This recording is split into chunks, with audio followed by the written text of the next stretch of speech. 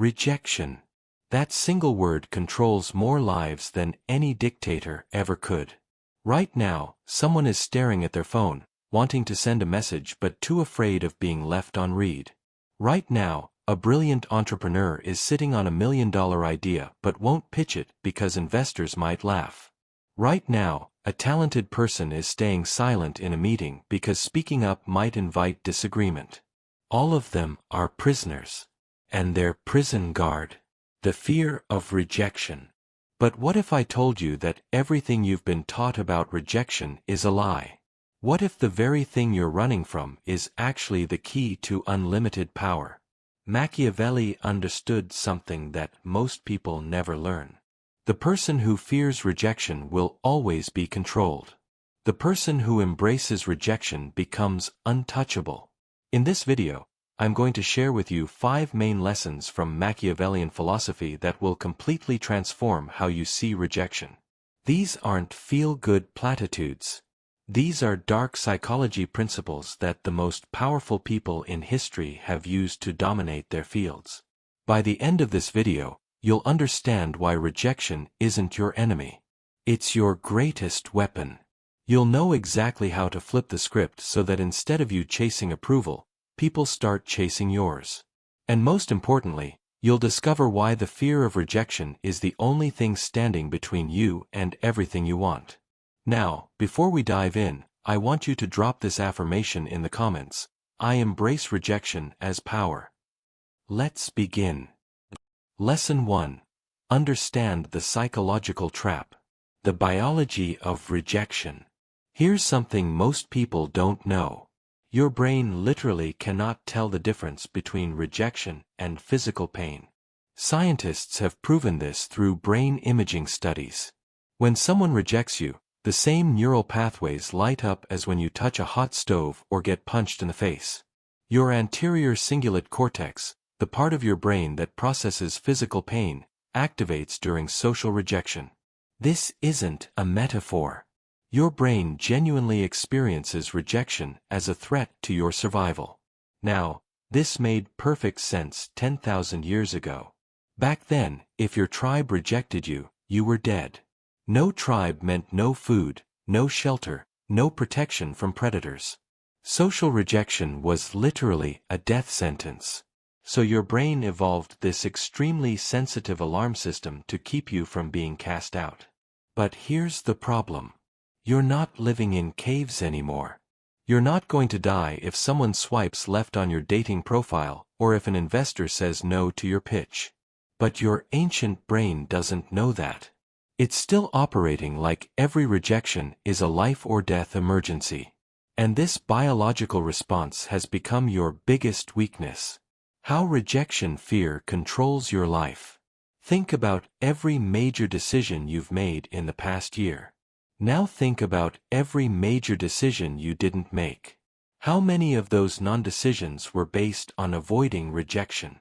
The job you didn't apply for because you thought you weren't qualified enough and they'd definitely say no. The person you never asked out because they might not feel the same way. The raise you never asked for because your boss might think you're being greedy. The business you never started because customers might not buy. The book you never wrote because publishers might reject it. The conversation you never initiated because people might disagree with you.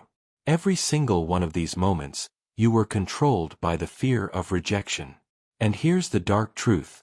The people in power know this about you. The control mechanism.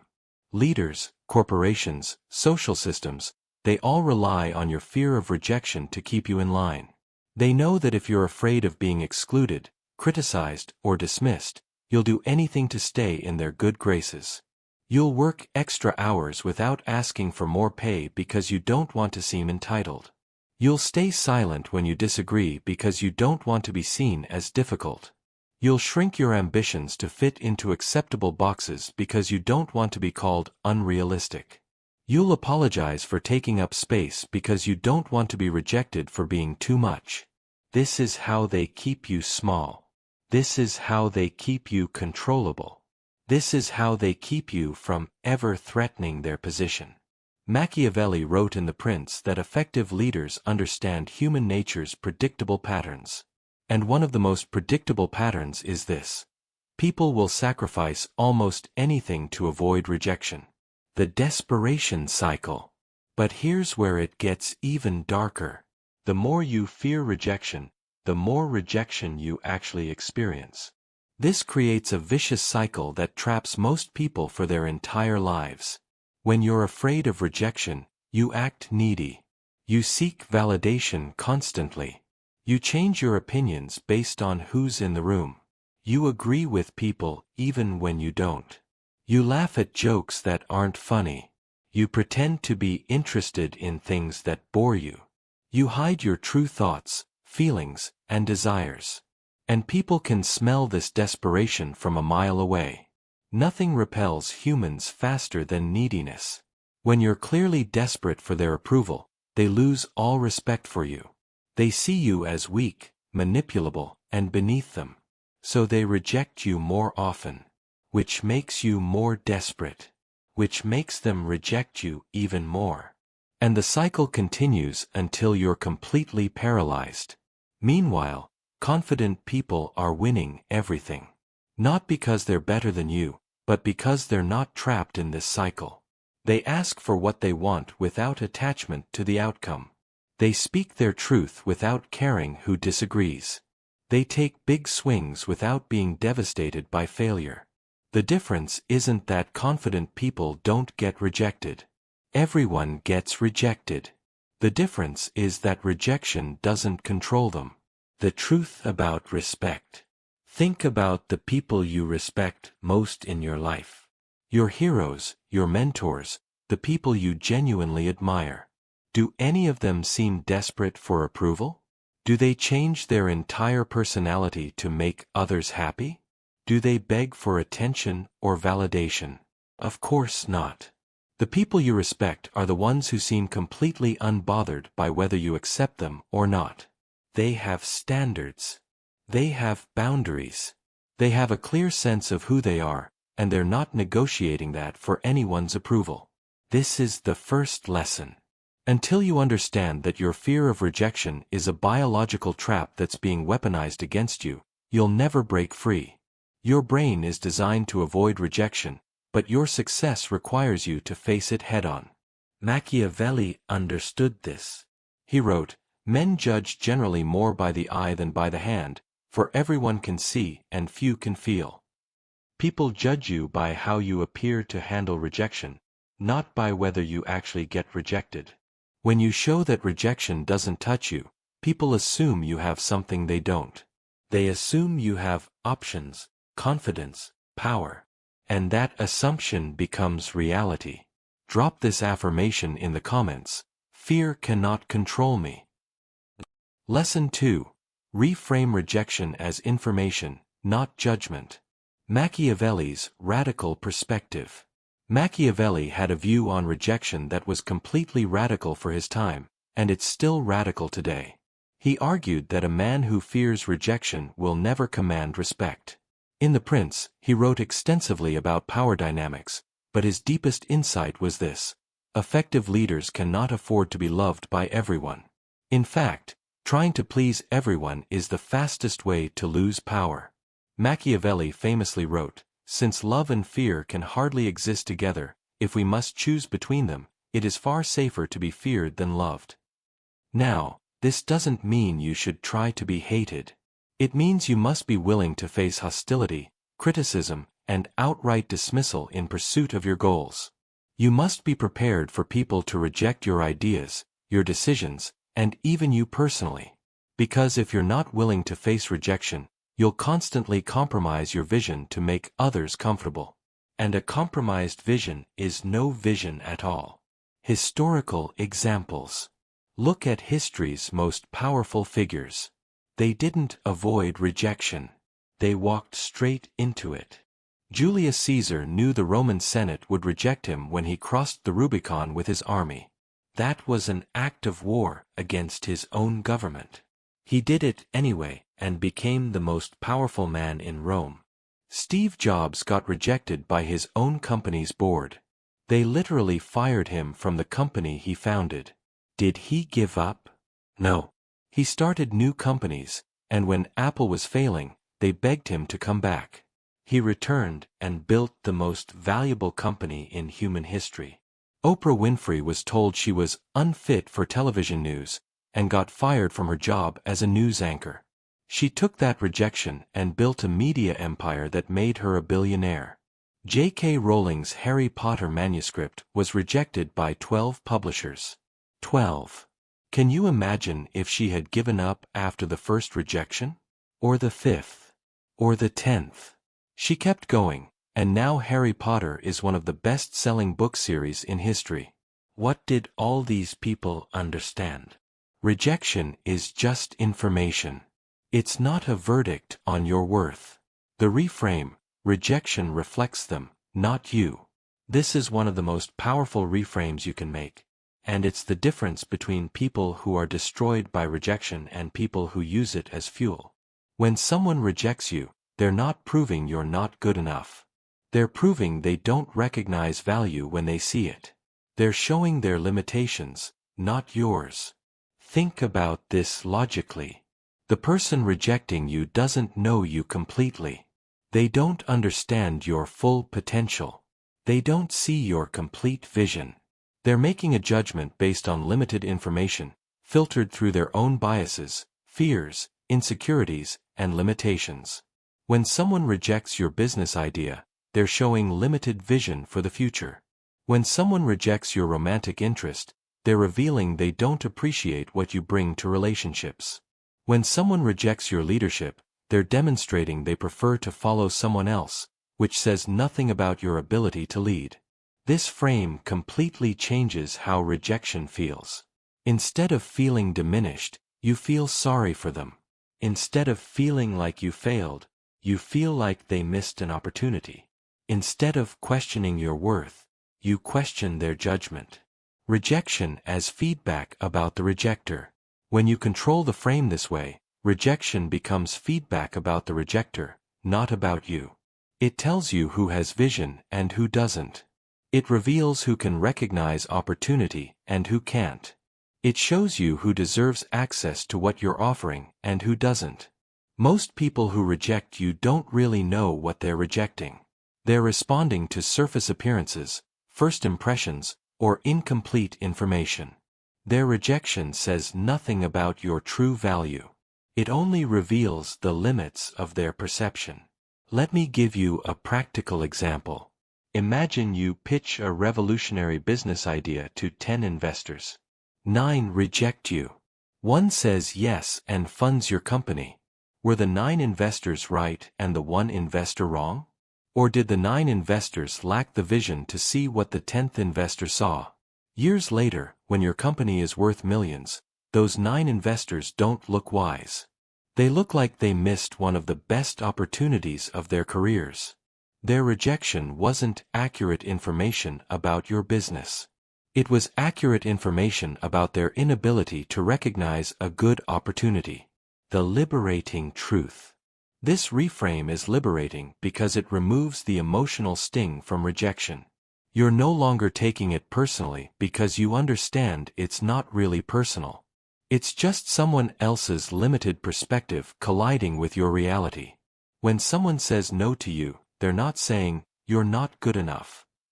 They're saying, "I can't see the value in this," or "This doesn't fit my current understanding," or "I'm too risk-averse to take a chance on this." That's information about them, not about you.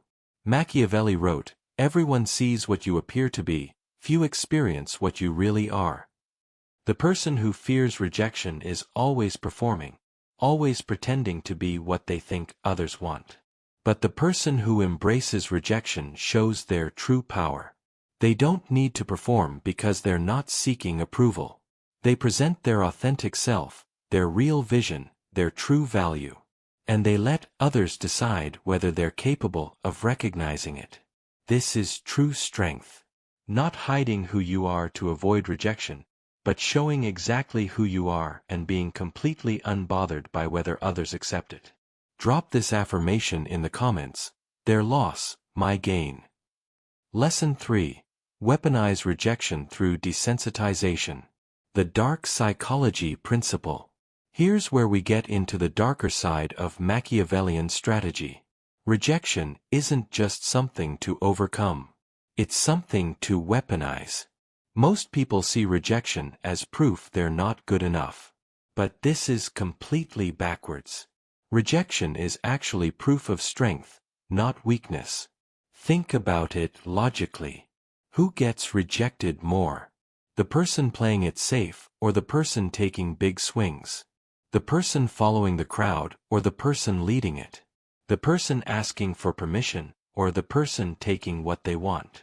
The most successful people get rejected constantly because they're constantly trying things that scare others.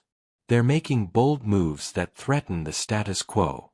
They're refusing to stay in their lane. They're challenging systems that others accept without question. Every great entrepreneur gets rejected by investors.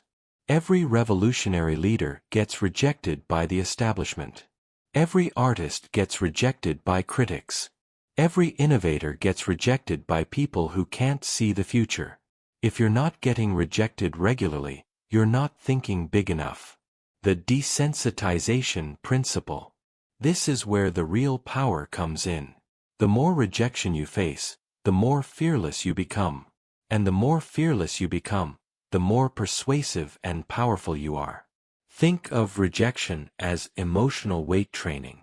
Every no makes you stronger. Every dismissal builds your tolerance. Every time someone tries to shut you down, you develop immunity to their power over you. Most people avoid this training entirely. They stay in their safe zones where rejection is rare. But this leaves them weak and unprepared when they finally do face real challenges. The person who seeks out rejection, on the other hand, becomes bulletproof. They've been shot at so many times that bullets no longer hurt them. They've heard no so often that it loses all power to stop them. Practical desensitization tactics. Here's how you actually do this. You don't just wait for rejection to happen. You actively seek it out to build your immunity. Start small. Ask for small favors from strangers knowing they'll probably say no. Ask for a discount at a coffee shop. Ask someone if you can skip them in line because you're in a hurry. Ask a stranger for directions when you already know where you're going. The point isn't to get what you're asking for.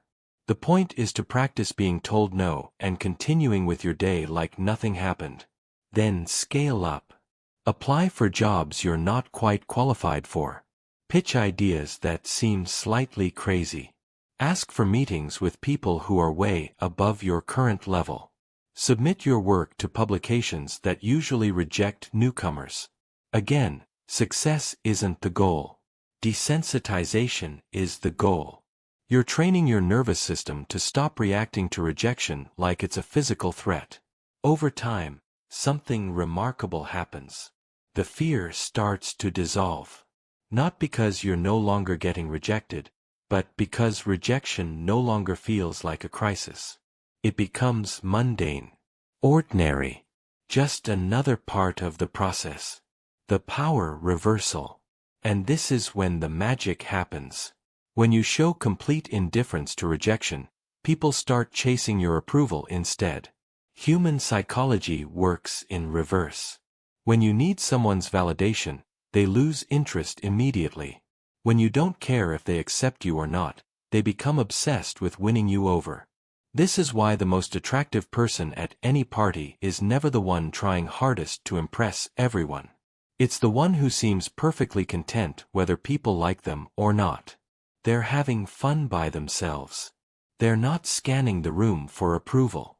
They're not changing their behavior based on others' reactions. And everyone else is drawn to them like a magnet. The same principle applies to every form of power. Business, leadership, influence, relationships. When you're not afraid of losing someone's approval, you suddenly become worth having. People want what they can't easily get. They chase what seems slightly out of reach. They value what isn't freely given to everyone. When you're not desperate for their acceptance, you become the prize they want to win. Creating the reversal. This creates a complete reversal of power dynamics. Instead of you chasing them, they start chasing you. Instead of you proving your worth to them, they start proving their worth to you. Instead of you being afraid of their rejection, they become afraid of yours. I've seen this play out countless times in business. The consultant who's always available and never says no to projects is seen as desperate and gets paid less. The consultant who's selective, who turns down projects that don't fit their standards, is seen as an expert and commands premium rates. Same skill level. Different approach to rejection. Completely different results. In relationships, the person who's always available, who drops everything when their partner calls, who has no life outside the relationship, creates boredom and takes the other person for granted. The person who has their own life, their own goals, their own standards, and who isn't afraid to walk away from a relationship that doesn't serve them, creates attraction and respect. Same capacity for love. Different relationship with rejection. Completely different outcomes. The appearance of immunity. Here's what most people miss. You don't actually have to be completely immune to rejection to get these benefits. You just have to appear immune to it. You just have to act like it doesn't control your decisions.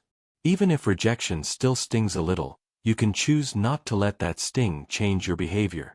Even if you still feel the disappointment, you can choose to keep moving forward anyway. Even if you still hope for acceptance, you can choose not to beg for it.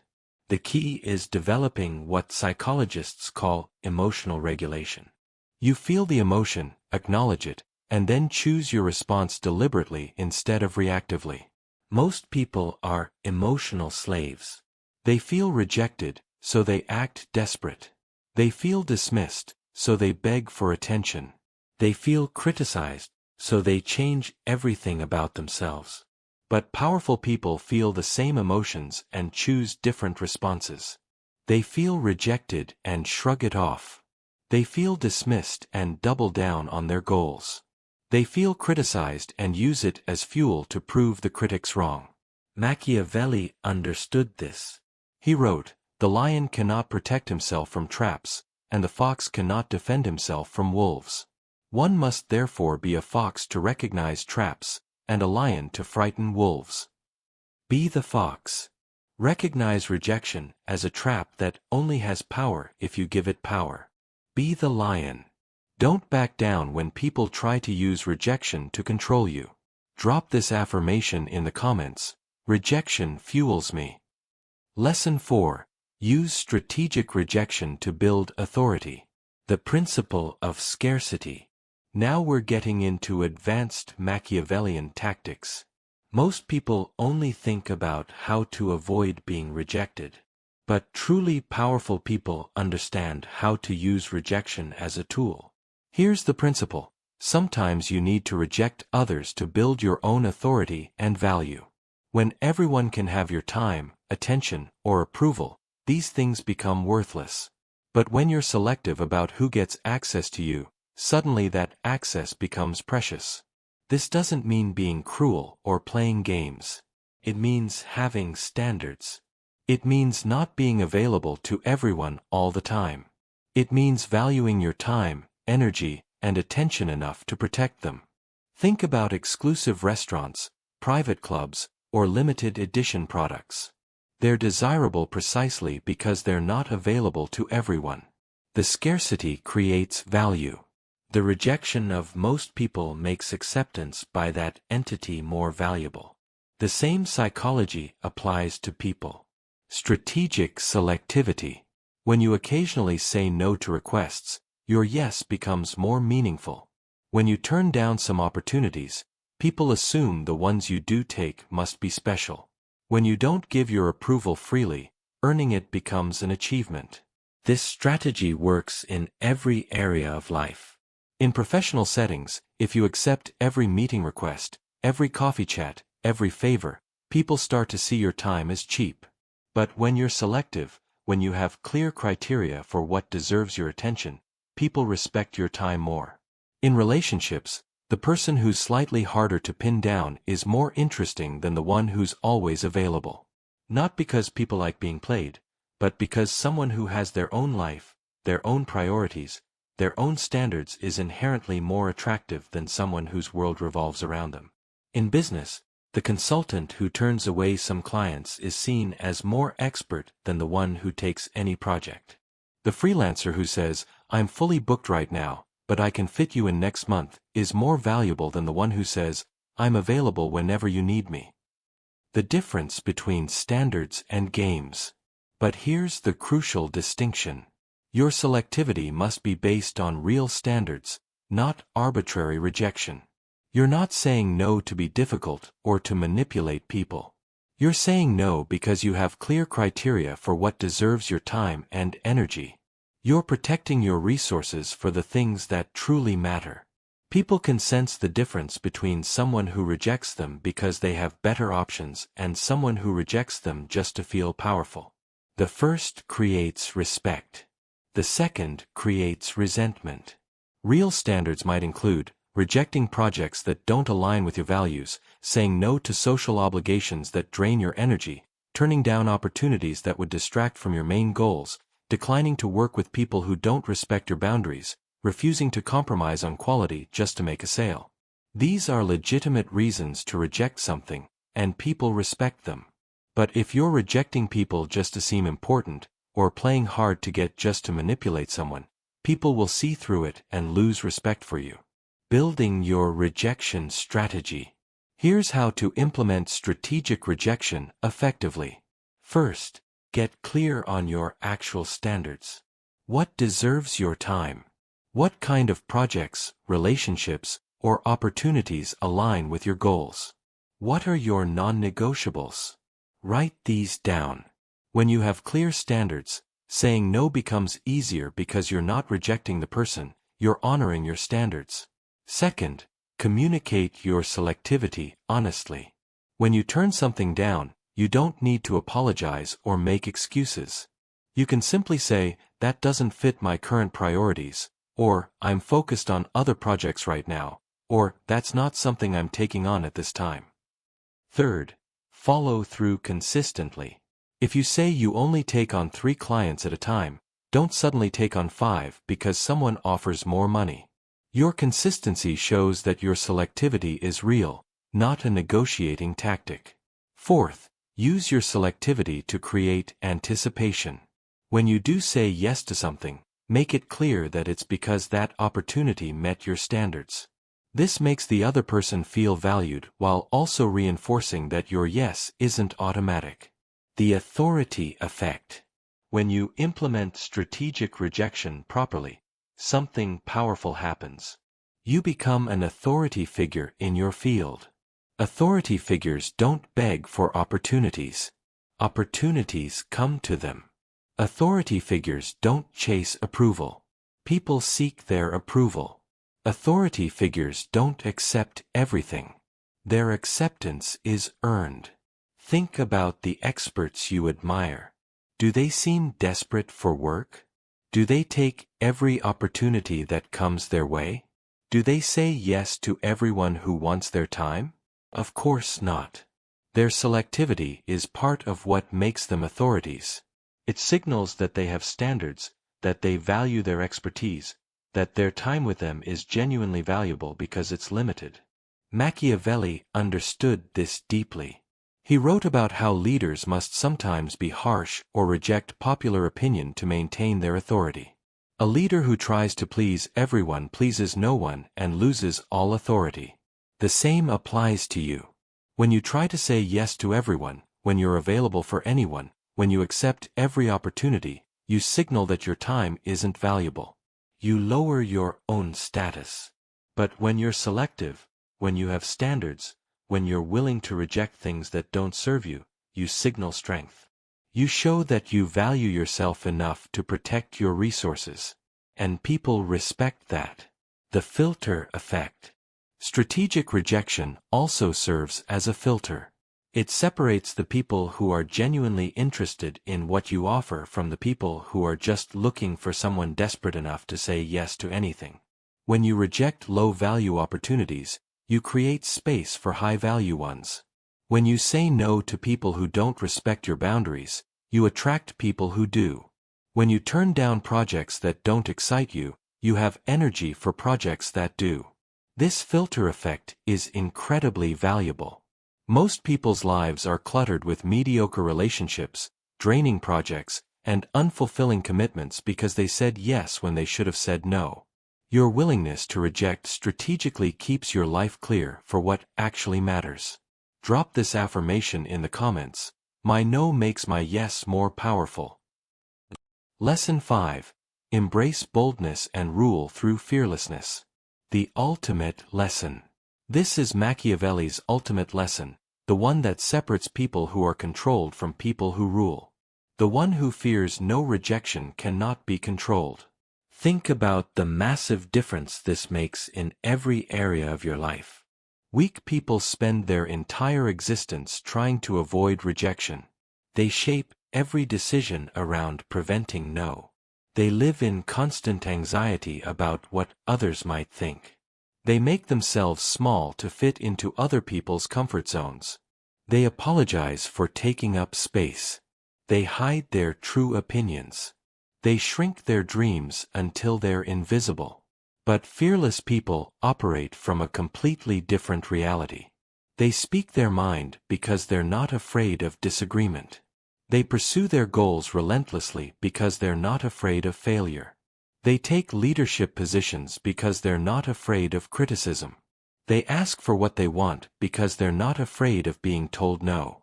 They challenge the status quo because they're not afraid of backlash. The bold move principle. Boldness is magnetic. People are naturally drawn to boldness because most people are cowards. In a world full of people playing it safe, the person willing to risk rejection stands out like a beacon. They become the person others want to follow, want to work with, want to be around. This doesn't mean being reckless. It means being calculated in your boldness. You understand the odds. You know the stakes. But you don't let fear of rejection stop you from making powerful moves. Bold people get opportunities that cautious people never see.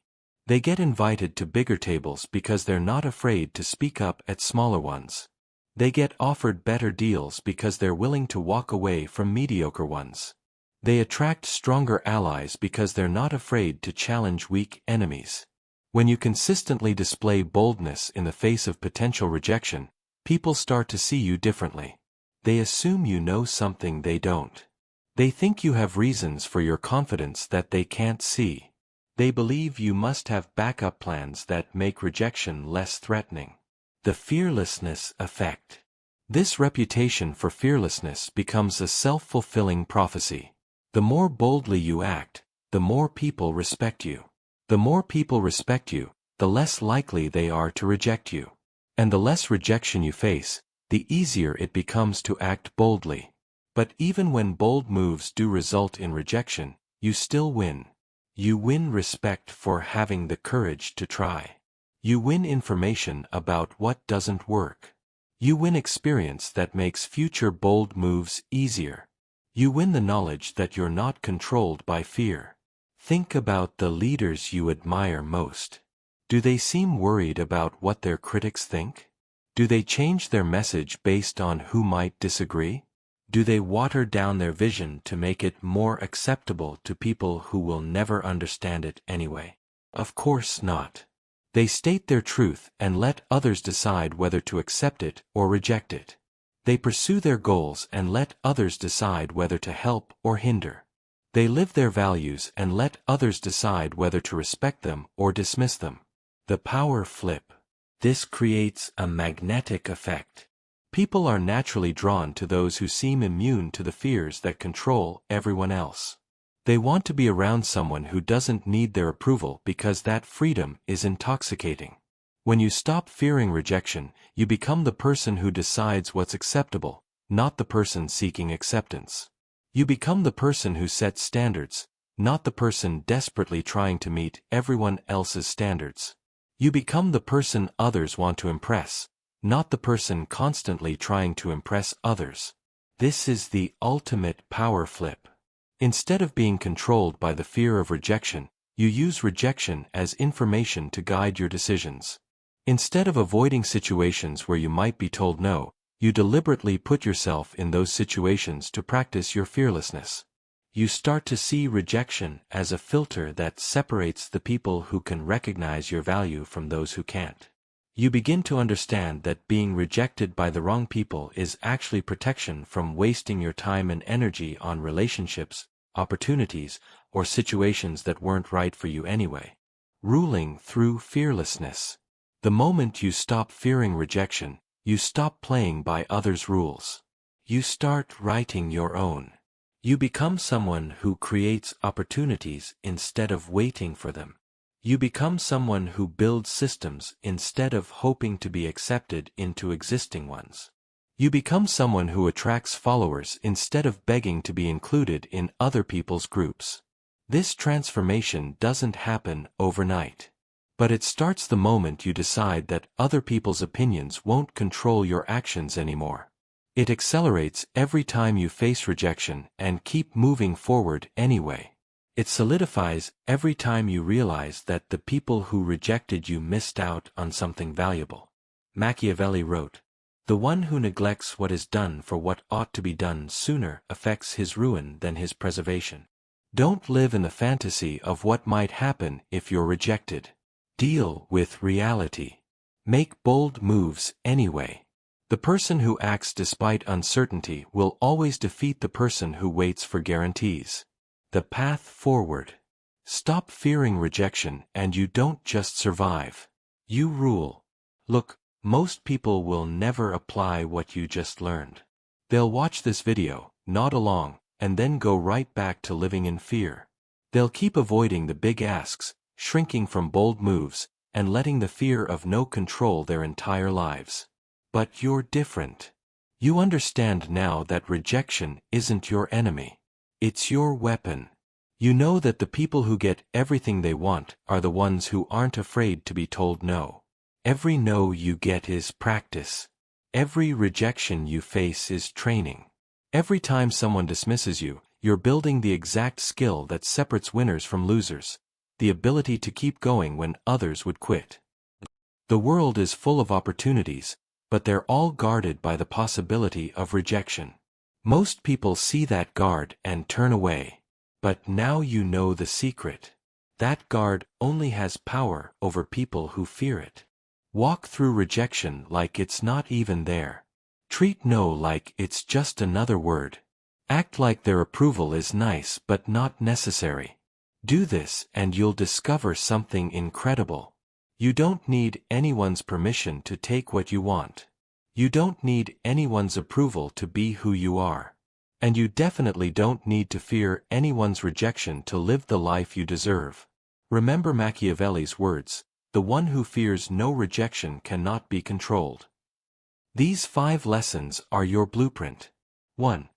Understand that fear of rejection is a biological trap being weaponized against you. 2. Reframe rejection as information about others, not judgment about you. 3. Weaponize rejection through deliberate desensitization. 4. Use strategic rejection to build your authority and value. 5. Embrace boldness and rule through complete fearlessness. If this video changed how you see rejection, hit that like button right now. Share it with someone who needs to stop living in fear. Subscribe to this channel for more dark psychology insights that actually work. Your journey from fear to fearlessness starts now. Stop fearing rejection. Start ruling everything.